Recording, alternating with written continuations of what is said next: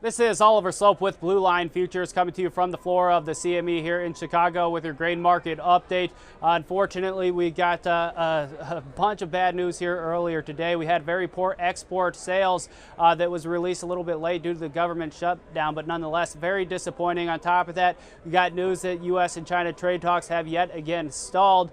So that isn't doing any favors to the buy side either. On top of that, kind of the cherry on top for the bears here, the U.S. dollar at 52-week highs. So that has the markets retreating across the board, corn, soybeans, wheat. But I want to first focus in on that corn market. 379 was kind of the level that we wanted to see us get back out above. This is a 50 and 100-day moving average. But I think more importantly, the original breakdown point from last Thursday, we were not able to get any momentum above this pocket yesterday or today, and that invited some long liquidation and sellers back into the market.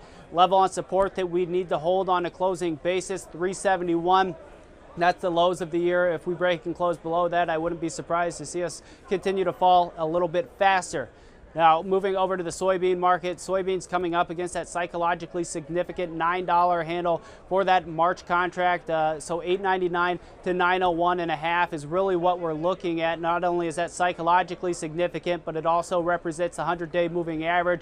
Trendline support from the contract lows in September, a trend line that we've held and tested several times over the last 6 months. So this is a must-hold area as well. If we break and close below that, expect to see some accelerated selling pressure, but from a risk-reward perspective, it's an opportunity to give it a shot to the buy side. Now, moving over to the wheat market, wheat had the big technical breakdown last Thursday. Weren't able to get any bullish news from the USDA last Friday. And now we're seeing that technical breakdown continue. 501.25 is the January 2nd lows. If we break and close below $5 to 501.25, wouldn't be surprised to see the market move below that contract lows.